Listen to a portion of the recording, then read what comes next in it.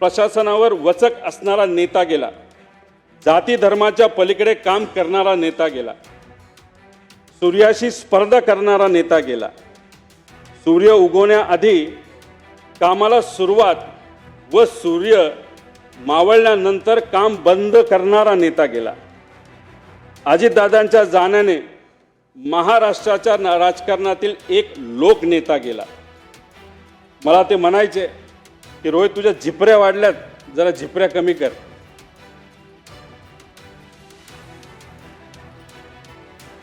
त्या दिवशी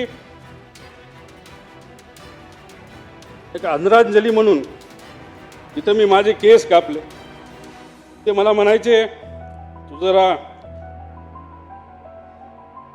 शारीरिक वजन वाढले, जरा शारीरिक वजन कमी कर, पण राजकीय वजन वाढव. दादांच्या अपघातात जो कोणी जबाबदार असेल, जो कोणी दोषी असेल, त्याला तुरुंगात टाकल्याशिवाय आणि शिक्षा दिल्याशिवाय आम्ही तर त्या ठिकाणी शांत बसणार नाही. तो किती मोठा असला आणि कुणी काय असलं तरी आम्ही घाबरणार नाही. हा प्रसंग माझ्यासाठी व सर्वांनाच प्रचंड भावनिक आहे. पवार साहेबांच्या बरोबर ज्यांच्याकडे बघून आम्ही राजकारणात प्रेरणा घेतली, तो आमचा अभिमान, स्वाभिमान, आमचा आधार, माझे काका आणि महाराष्ट्राचे अजितदादा यांचा शोक प्रस्तावावर बोलण्यास मी आज या ठिकाणी उभा आहे. मुख्यमंत्री साहेबांनी हा शोक प्रस्ताव या ठिकाणी इथं मांडला आणि या प्रस्तावाला त्या ठिकाणी मी पाठिंबा देतो. जन्मतारीख 22 जुलै 1959, निधनाची तारीख 28 जानेवारी 2026, 66 वर्षे 6 महिने आणि 6 दिवस असा हा त्यांचा आयुष्याचा प्रवास. पायाखालची जमीन सरकणे काय असते ते 28 जानेवारीला आम्ही सर्वांनी तिथं अनुभवलं. अजितदादांचं कार्य समाजकारणाचं असेल, राजकारणाचं असेल, हे 40 वर्षापेक्षा जास्त आहे. माझं वय 40 आहे, म्हणजे माझ्या वयापेक्षा जास्त अनुभव हा अजित काकांचा राजकारणामध्ये त्या ठिकाणी होता. आणि या सगळ्या गोष्टींबद्दल काही मिनिटात बोलणं हे तसं सोपं नाही. कितीही पानं वाचली तरी त्यांचा राजकीय प्रवास, सामाजिक प्रवास, त्यांनी केलेलं कामं, जेवढं बोलेल तेवढं कमी आहे, अशी ही परिस्थिती आहे. 1982 मध्ये छत्रपती सहकारी साखर कारखान्याचे संचालक म्हणून ते निवडून आले. त्यावेळेस सुरू झालेला प्रवास हा 2026 पर्यंत राज्याचे उपमुख्यमंत्री म्हणून काही काळ अजून त्यांना मिळाला असतं, काही वर्ष त्यांना मिळाली असती तर या महाराष्ट्राचं सर्वात प्रमुख राजकीय स्थान म्हणजे मुख्यमंत्री सुद्धा अजितदादा झाले असते, असा विश्वास हा आम्हा सगळ्यांना, महाराष्ट्रातल्या जनतेला अध्यक्ष महोदय त्या ठिकाणी आहे. या विधानसभेमध्ये आल्यानंतर अजून सुद्धा दादा कुठं बसलेत आमच्याकडे लक्ष ठेवून असतील. अधिवेशनामध्ये येत असताना अजून पण आपल्या सर्वांना आठवत असेल त्यांची कपडे घालण्याची स्टाईल, कधीतरी गॉगल घालणार, त्यांच्याबरोबर आमदारांचा घोळका, कार्यकर्त्यांचा घोळका. मीडियाबरोबर जर मी बोलत असेल तर मागून मिश्किलपणे एखादा टोमणा, त्या ठिकाणी त्यांचं मारणं असेल. त्याच्याचबरोबर अधिवेशनामध्ये बसल्यानंतर कोण काय बोलतंय, शांतपणे अधिवेशनामध्ये या हाऊसमध्ये काय चाललंय हे बारकाईने अजित काका ते बघत असत. त्याच्याचबरोबर भाषण करत असताना चुकून मध्ये जर कुणी त्या भाषणामध्ये त्यांना अडवलं नाही तर थांबवलं नाही तर खूप आवाज केला तर मिश्किलपणे असंही बोलून जायचे की जास्त आवाज केला तर तू मंत्री होणार नाही याची काळजी मी त्या ठिकाणी घेईल. त्याच्याचबरोबर पवार साहेबांवर चुकून जर कोणी बोललं तर या हाऊसला डोक्यावर घेतलेलं सुद्धा आपण त्या ठिकाणी तिथं बघितलेलं आहे. या हाऊसमध्ये येणारा पहिला नेता कोण असेल तर अजितदादा असायचे आणि हाऊस संपल्यानंतर शेवट जाणारा जर कुठला नेता असेल ते अजितदादा असायचे. त्याच्याचबरोबर आमच्यासारखे नवीन जे आमदार आहेत त्यांना बोलायला मिळतंय का, ते योग्य पद्धतीने बोलतायत का, आणि एखादा विषय मांडला लगेचच्या लगेच तिथं उत्तर देऊन त्या विषयाला मार्गसुद्धा त्या ठिकाणी ते लावून द्यायचे. अध्यक्ष महोदय, जेवढं दुःख कुटुंबीय म्हणून आम्हाला झालंय तेवढंच दुःख या महाराष्ट्रातला प्रत्येक व्यक्तीला तिथं झालेलं आहे. आमच्या बॅचच्या सर्व आमदारांवर ते बारकाईने लक्ष ठेवत असत. कधी चुकलं, कधी काय चुकीचं घडलं, चांगलं भाषण केलं तर चांगले बोलायचे आणि जर चुकलं तर कहाणी त्या ठिकाणी धरायचे. अध्यक्ष महोदय, खरं तर अजितदादांवर बोलताना म्हणजे काय बोलायचं आणि काय नाही बोलायचं असं झालंय. खरं तर खूप काही इथं बोलू शकतो. अनेक लोकांनी आमदार असताना, मंत्री असताना त्यांनी काय कामं केली ही सांगितलं, पण मला असं वाटतं की परिवारातला एक व्यक्ती म्हणून परिवाराच्या दृष्टिकोनातून ते कसे होते हे थोडक्यात सांगण्याचा मी इथं प्रयत्न करतो. अजित काकांचा जन्म हा अहिल्यानगर जिल्ह्यामध्ये राहुरी तालुक्यामध्ये प्रवरा देवळाली मधला. सुट्टीच्या वेळेस मामाकडे जायचे. त्यांना लहानपणी गोट्या खेळायला आवडायचे, पण त्यांचा एक स्वभाव होता, कुठलाही खेळ खेळत असताना जर एखाद्या वेळेस ते हरले, नाही तर आपण हरतोय असं दिसायला लागले तर काही झालं तरी आपण जिंकायचं. कधी कधी तर असं काही व्हायचं की अख्ख्या कुटुंबाला त्याला तिथं थांबावं लागायचं, कारण का दादांची अशी परिस्थिती असायची की गोट्या माझ्या ज्या काय तिथं मी हारलोय खेळामध्ये, त्या परत एकदा मी जिंकणारच तरच बारामतीला तिथं जायचं. आणि चुकून जर तिथं एखादं भांडण कोणाबरोबर झालं तर दादा चिडायचे आणि मग बाकीचे त्यांना कुठेतरी सांभाळून घेण्याचा प्रयत्न करायचे. पण कधी कधी ते असंही म्हणून जायचे, असं मी ऐकलं माझ्या वडिलांकडनं, की जर मला कुणी मारलं तर मी अजिबात शांत बसणार नाही, त्याचा तोडीस तोड उत्तर त्यावेळेस लहान असताना ते त्या ठिकाणी द्यायचे. त्याच्याचबरोबर बारामतीला शाळेला जेव्हा ते जायचे तेव्हा नीरा कनाल हा मधून वाहत असायचा. नीरा कनालमध्ये जर पाणी असेल तर त्यांना थोडंसं लांबून जावं लागत होतं. बघा ना, योगायोग लहानपणी जेव्हा त्यांना लांबून जावं लागत होतं तेव्हा ते सारखे चिडायचे की पाणी कोण सोडतंय, पाणी सोडलं तर मला लांबून जावं लागतंय.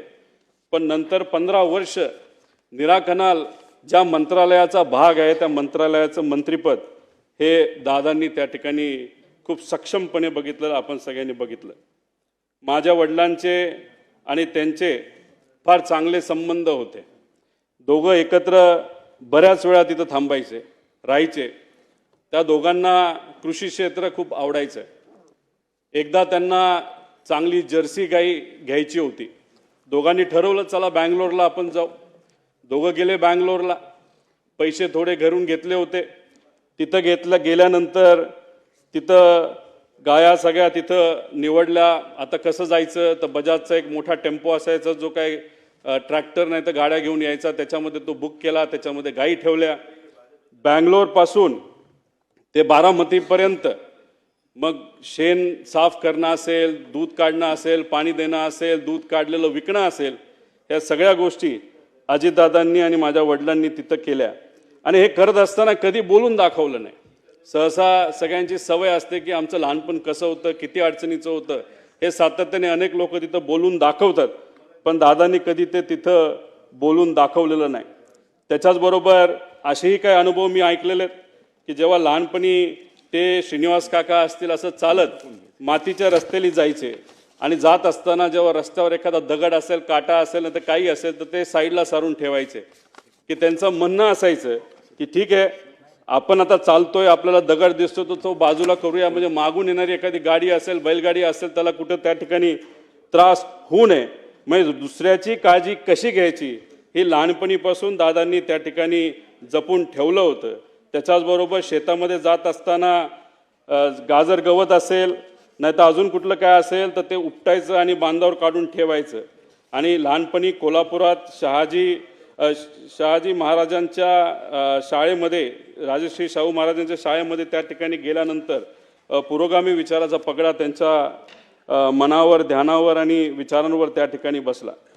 अध्यक्ष महोदय, फार लहान म्हणजे कदाचित ते 18 ते 20 वर्षाचे असतील तेव्हा वडिलांचा अकाली निधन त्या ठिकाणी झालं आणि ते झाल्यानंतर शेतीची पूर्णपणे जबाबदारी काकांवर तिथं आली आणि त्याच्यामध्ये कष्ट कसे करायचे, शेतीत नवीन प्रयोग कसे करायचे हे कुठं ना कुठंतरी सातत्याने ते तिथं समजून घेत होते. त्याच्याचबरोबर आदिदादांच्या वडिलांचं निधन झाल्यानंतर अनंतराव आजोबा हे वारल्यानंतर पवार साहेबांनी दादांची फार मनापासून काळजी घेतली. स्वतःच्या पोटच्या पोरासारखं त्यांना त्या ठिकाणी वाढवलं आणि दादांनी सुद्धा पवार साहेबांचा आदर हा शेवटपर्यंत त्या ठिकाणी ठेवला. त्याच्याचबरोबर जसे जसे अजितदादा स्वतःला सिद्ध करत गेले तसे तसे पवार साहेबांनी अधिकची जबाबदारी ही दादांवर त्या ठिकाणी टाकली. शेतीमध्ये बोलत असताना शेतीमध्ये नवीन टेक्नॉलॉजी आपल्याला कशी आणता येईल यासाठी अजितदादा नेहमी तिथं प्रयत्न करत. एक तर अनुभव असा आहे की त्या काळामध्ये त्यांनी टमॅटोची शेती केली होती आणि ती शेती केल्यानंतर खूप चांगल्या पद्धतीचं उत्पादन आलं आणि त्यावेळेस 80,000 रुपये एवढे विक्रमी भाव त्यांना तिथं मिळाला होता आणि त्या बाबतीत पवार साहेबांनी आणि आसपासच्या शेतकऱ्यांनी सुद्धा त्यांचं अभिनंदन तिथं त्या ठिकाणी केलं होतं. अध्यक्ष महोदय, ह्या सगळे अनुभव का सांगतोय कारण का जेवढं बोलू तेवढं तिथं कमी आहे. शेतकऱ्यांबद्दल अजितदादांना नेहमी आदर असायचा. शेतकऱ्याचा जी एक क्वालिटी असते की काही झालं तरी हार नाही मानायची, हीच क्वालिटी ही अजितदादांमध्ये अध्यक्ष महोदय त्या ठिकाणी होती. अध्यक्ष महोदय, राजकारणामध्ये आल्यानंतर त्यांनी खूप मोठ्या प्रमाणात कामं केलेली आपल्या सगळ्यांना तिथं माहिती आहे. पण राजकारणात येत असताना त्यांचं वय किती होतं तर फक्त 23 वर्षाचं होतं. 1982 मध्ये त्यांनी श्री छत्रपती सहकारी साखर कारखान्या निवडणुकीमध्ये तिथं डायरेक्टर झाले. तिथून त्यांची तिथं सुरुवात झाली. त्याच्यानंतर जिल्हा सहकारी बँक, शिक्षण संस्था, दूध संस्था, क्रीडा संस्था, खासदार, आमदार, मंत्री, कॅबिनेट मंत्री, विरोधी पक्ष नेते अशा पद्धतीने विविध पदं भूषवली. पण त्या पदं भूषवत असताना खूप मनापासून त्या पदासाठी न्याय देण्याचा प्रामाणिकपणे त्यांनी त्या ठिकाणी प्रयत्न केला. कुठेही असं केलं नाही की मला हे पद मिळालं त्या पदाचा वापर फक्त मला झाला पाहिजे. सकाळपासून संध्याकाळपर्यंत लोकांच्या हितासाठी त्यांनी त्या ठिकाणी काम केलं आणि हे काम करत असताना त्या विभागाचे जे कुठले अधिकारी असतील त्या अधिकाऱ्यांना सुद्धा विश्वासात घेतलं. एखादा चांगला अधिकारी एखादी चांगली गोष्ट सांगत असेल आणि आपण मंत्री आहोत म्हणून त्याचा आवाज बंद करायचा नाही तर त्याला कमी लेखायचं हे कधी दादांनी तिथं केलेलं नाही आणि त्यामुळेच अधिकाऱ्यांमध्ये सुद्धा दादांबद्दल फार चांगली भावना ही शेवटपर्यंत त्या ठिकाणी राहिली. अध्यक्ष महोदय, त्या दादांकडे जर आपण पदं बघितली तर अनेक मोठी पदं आहेत. त्या पदामध्ये म्हणजे फारच पण बऱ्याच लोकांनी त्या विषयावर बोलल्यामुळे मी काही जास्त त्याच्यात बोलत नाही. फक्त एकच सांगतो, अजितदादांबद्दल बोलत असताना बऱ्याच लोकांना काही गैरसमज सुद्धा होते. दादांचा स्वभाव खूप कडक आहे असं लोक म्हणायचे. पण मगाशी जसं उदाहरण दिलं, दादा एका फणसासारखे होते, बाहेरून एकदम कडक पण आतून एकदम गोड, तसा त्यांचा तिथं स्वभाव असायचा. पण काही स्वार्थी व्यक्तिगत विषय घेऊन, बेकायदेशीर विषय घेऊन येणाऱ्या लोकांबद्दल मात्र ते चीड करायचे. पण एखादा सामान्य व्यक्ती त्यांच्याकडे आला तर लगेचच्या लगेच तिथं काम आपल्याला कसं करून घेता येईल याचं प्राधान्य ते नेहमी त्या ठिकाणी देत असायचं. त्याच्याचबरोबर असे काही जण म्हणायचे की त्यांना राजकारण सोडून दुसऱ्या कशातच रस नाही. पण एखादे चांगले चित्र असेल, चांगली कलाकृती असेल तर नक्कीच त्याला त्या ठिकाणी ते वेळ द्यायचे. चांगली गाणी, जुनी गाणी ही गायला ऐकायला त्यांना त्या ठिकाणी आवडायचं. त्याच्याचबरोबर त्यांना पिक्चर बघायला सुद्धा आवडायचं. पण बहुतांश पिक्चर त्यांचे ते आवडकीचे जे होते ते सर्व जुने पिक्चर होते. खरं तर मी मध्ये त्यांना विनंती केली होती की KGF पिक्चर हे तुम्ही बघा, रॉकी भाय. कारण की एका प्रचारामध्ये मी कुठेतरी बोलून गेलो, आजचे रॉकी भाई कोण आहेत राजकारणात, ते तर दादा आहेत. तर दादा म्हणले, हा कसला पिक्चर तू काढला? म्हटलं, दादा जेव्हा प्रचार होईल, आपण पिंपरी चिंचवडमध्ये सत्तेत येऊ, त्यानंतर आपण दोघं एकत्रित बसून तो पिक्चर बघू. पण ते स्वप्न माझं जे कुठलं छोटं असेल ते त्या ठिकाणी काही पूर्ण होऊ शकत नाही. अध्यक्ष महोदय, खरं तर अजितदादांची दुसरी बाजू, जेव्हा केव्हा एखादा कार्यकर्ता अडचणीत येतो तेव्हा ते मनापासून त्या कार्यकर्त्याला मदत करत असेल. आपण एखाद्या पदावर असलो काय नसलो काय, लोक जेव्हा अडचणीत असायची त्या लोकांना सुद्धा तिथं मदत ते सातत्याने त्या ठिकाणी करत होते. 2005 साली मांढरादेवी दुर्घटनेतील चेंगराचेंगरीत सुमारे 300 जणांचा मृत्यू झाला. अजितदादा लगेचच्या लगेच तिथं गेले. जी काय मदत आपल्याला शासनाकडनं, प्रशासनाकडनं आणि व्यक्तिगत करता येईल ती मदत तिथे असणाऱ्या लोकांना व त्यांच्या नातेवाईकांना तिथं केली. अध्यक्ष महोदय, पक्ष संघटना बांधणीमध्ये सुद्धा त्यांचं खूप मनापासूनचं लक्ष तिथं असायचं. कार्यकर्त्याला काय लागतं, कसं लागतं, त्यांना मदत कशी आपल्याला करता येईल, त्याच्याचबरोबर तरुणांना राजकारणाकडे आकर्षित करणं हे काय सहसा सगळ्यांना जमतं असं नाही. पण दादांच्या अवतीभोवती हे युवा कार्यकर्ते सातत्याने असायचे. अनेक युवा कार्यकर्त्यांना त्यांनी राजकारणामध्ये संधी दिली, आमदार बनवलं, आमदार झाल्यानंतर त्यांना मंत्री बनवलं. त्यामुळे नवीन कार्यकर्त्याला ताकद देणं हे दादांना खूप मनापासून त्या ठिकाणी माहीत होतं आणि त्यांची ती आवड असायची. निवडणूक कशी लढवावी, कुणाला उमेदवारी द्यावी, कुणाच्या बंडखोरीला छुपा आशीर्वाद द्यावा, सत्तेची मोठ कशी बांधावी, सत्ता कशी मिळवावी, सत्ता कशी टिकवावी आणि सत्ता कशी गाजवावी, हे अजितदादांकडनं आपण सर्वजण शिकू शकतो. अध्यक्ष महोदय, खरं तर दादा जे काम मिळेल ते आपण करायचं. एखादा व्यक्ती आला, त्याला काम सांगितलं, दादांचा मूड जर खराब असेल तर मग चुकून दादा जर त्याच्यावर चिडले तर 5-10 मिनिटांनी परत एकदा ते फोन करायचे, बाबा तुझं काम काय होतं, आणि लगेच ते काम तिथं करून दाखवायचे. पण त्यांना कुठेही इल्लीगल, बेकायदेशीर काम हे कधीच आवडत नसायचं. त्याच्याचबरोबर संघटनेसाठी सुद्धा त्यांनी खूप मनापासून वेळ दिला. जेव्हा ते मुंबईत असायचे, गुरुवारी सकाळी 9 ते 12 वाजेपर्यंत मुंबईतल्या राष्ट्रवादी काँग्रेसच्या कार्यालयामध्ये ते बसून असायचे. त्यानंतर शनिवार आणि रविवार हा बारामती आणि पुण्यासाठी असायचा. मुंबईत जेव्हा अजित काका तिथं बसलेले असायचे, चुकून एखादा बारामतीचा कार्यकर्ता जर मुंबईत आला तर प्रेमाने त्याला सांगायचे, जेव्हा मी बारामतीत असेल तेव्हा तू तिथे ये, आता इथं येऊ नको, महत्त्वाचं काम असेल तर मी इथं करतो, थोड्या दिवस तू थांबायला काय तुला काय हरकत नाही. त्यामुळे वेळेचं योग्य असं नियोजन, समजा एखादी बैठकीची वेळ त्यांनी दिली असेल सकाळी 7ची तर 7ला बैठक चालू व्हायची, 7 ते 10 मिनिटाचा वेळ असेल तर 10ला ती संपायची म्हणजे संपायची. तिथं जाऊन उगाच दुसऱ्या गोष्टी बोलून चालत नसायचं. काम काय, अधिकाऱ्याला विचारायचे, हो होऊ शकतं का, होऊ शकत असेल तर कसं होणार, करायचं असेल तर कसं होणार, किती दिवसात होणार. म्हणजे एवढ्या कमी वेळात, म्हणजे आपण मंत्र्यांकडे जर आज बघितलं आणि त्यांच्या कार्यपद्धतीकडे बघितलं तर दादा एकुलता एक कदाचित मंत्री असा असेल की त्यांनी दिवसा 30 ते 40 बैठका घेतल्या असेल, वेळेत त्या तिथं संपवल्या असतील. आणि दादांनी एक वेगळा पायंडा या राजकारणामध्ये काढला होता. सहसा आपण जर बघितलं तर बरेच नेते हे तोंडावर आपल्याला गोड बोलतात पण नंतर ते काम कधी होत नसतं. पण दादाने एक नवीन पायंडा सुरू केला होता या महाराष्ट्राच्या राजकारणामध्ये. होणार असेल तर लगेच सांगायचं करतो, फोन लावणार, आणि होणार नसेल तर होणार नाही. त्यामुळे लोकांचा वेळ सुद्धा अध्यक्ष महोदय त्या ठिकाणी वाचायचा. त्याच्याचबरोबर मंत्री म्हणून जे सिंचन क्षेत्रातलं काम त्यांनी खूप मोठ्या प्रमाणात केलं. पाटबंधारे मंत्री असताना सुद्धा त्यांनी खूप मोठ्या प्रमाणात कामं केली. विदर्भासाठी, मराठवाड्यासाठी, पश्चिम महाराष्ट्र, कोकण, उत्तर महाराष्ट्र यासाठी त्यांनी तिथं काम केलं. पाणी पुरवठा मंत्री असताना सुद्धा त्यांनी खूप मोठ्या प्रमाणात कामं केली. अर्थमंत्री म्हणून तर एकदम शिस्तीचे मंत्री आणि अर्थमंत्री म्हणून त्यांची तिथं ओळख आहे.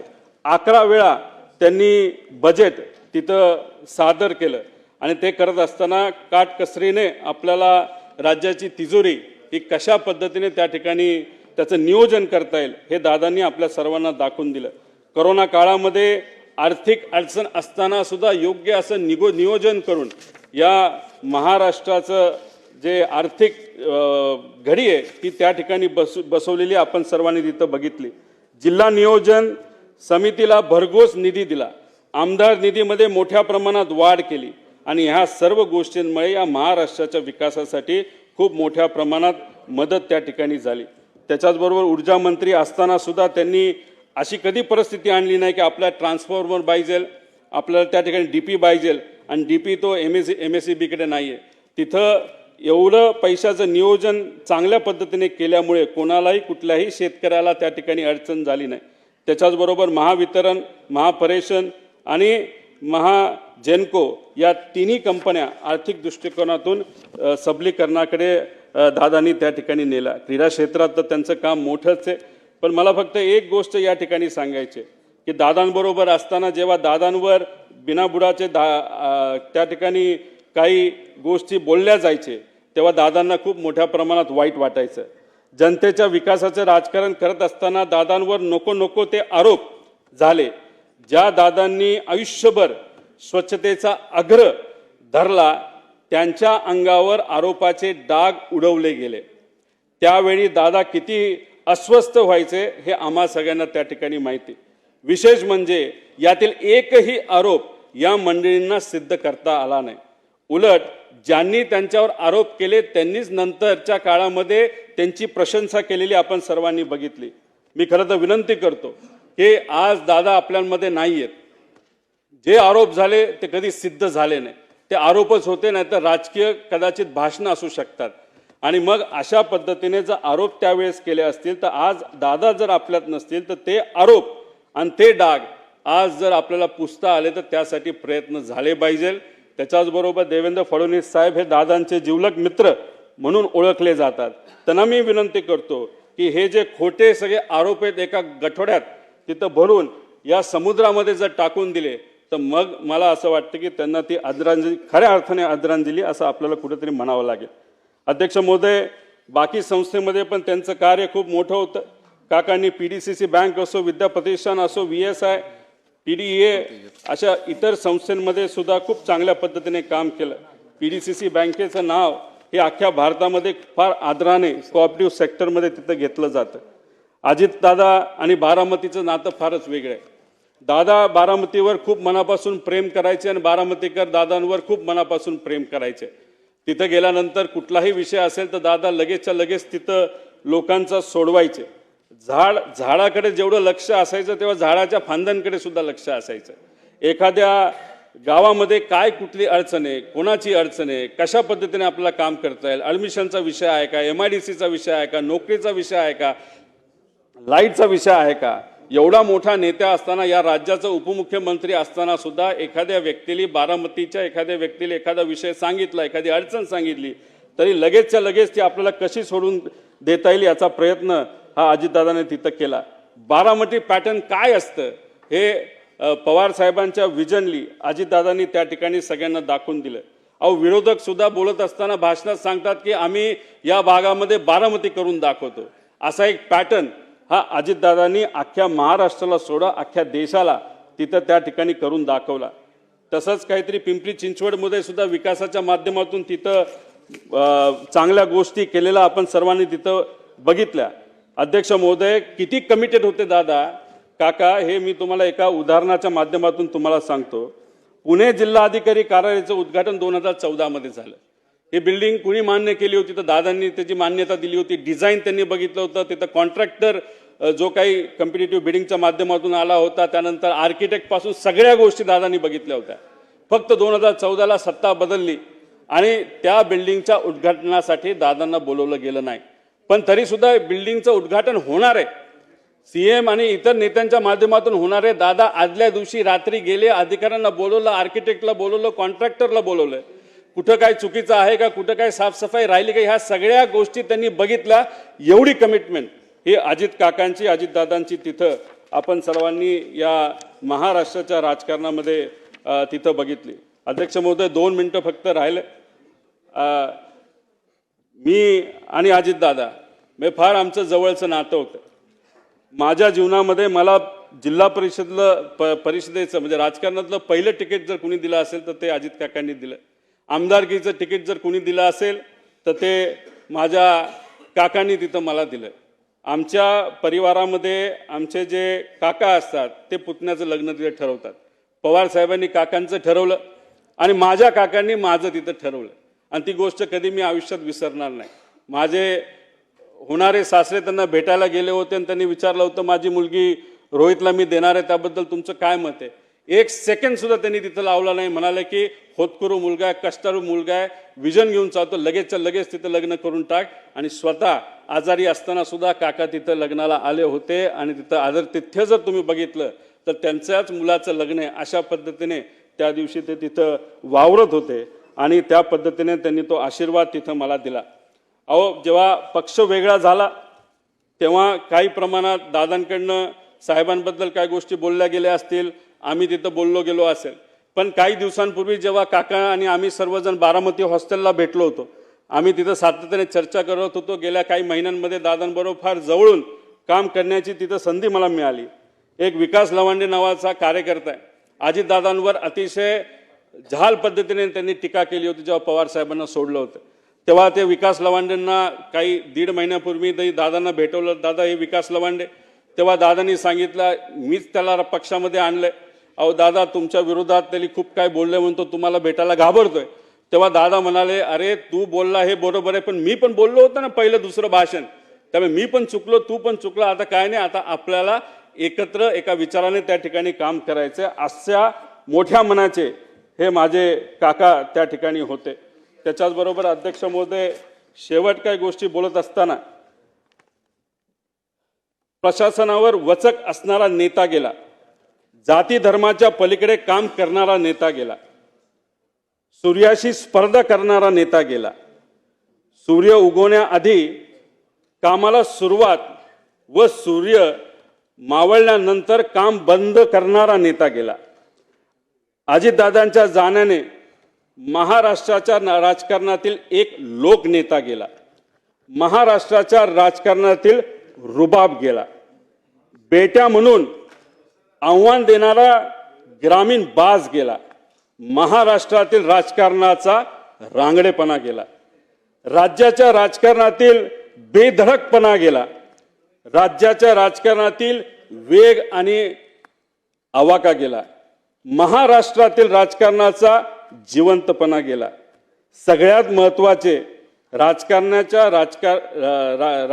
राजकारणातील मिश्किलपणा गेला. अजितदादा पवार नावाचा जादूगार हसवत हसवत संबंध महाराष्ट्राला निशब्द करून गेला. मला ते म्हणायचे की रोहित, तुझ्या झिपऱ्या वाढल्यात, जरा झिपऱ्या कमी कर.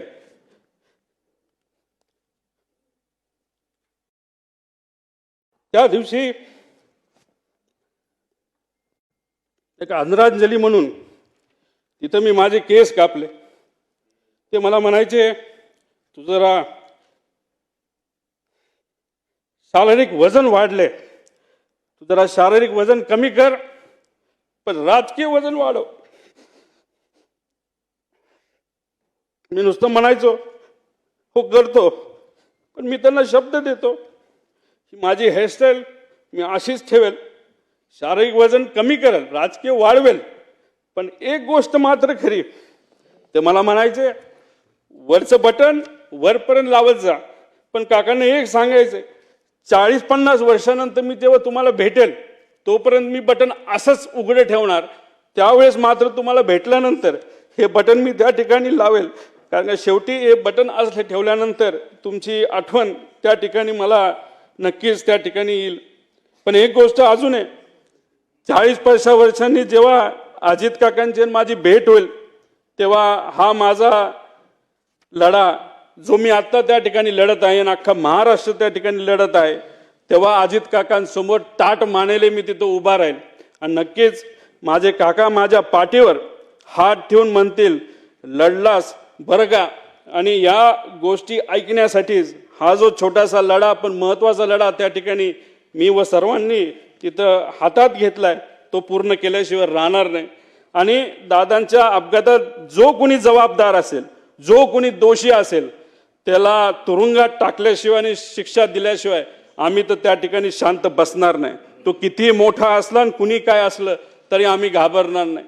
त्याच्याच बरोबर मला काकींना या ठिकाणी सांगायचं, काकी तुमच्या राजकीय पुढच्या प्रवासामध्ये या छोट्या कार्यकर्त्यांचं तुमच्या या पुतण्याचं जिथं कुठं तुम्हाला मदत लागेल ती मदत करण्यासाठी मी सदैव त्या ठिकाणी तयार असेल. एवढंच या ठिकाणी सांगतो, जेवढं बोलेल तेवढं कमी आहे. पण आमच्या या काकांच्या विचारावर, काकांच्या स्टाईलनी मी नक्कीच येणाऱ्या काळामध्ये लोकांच्या हितासाठी, महाराष्ट्राच्या हितासाठी त्या ठिकाणी काम करत राहील. धन्यवाद. रामकृष्ण.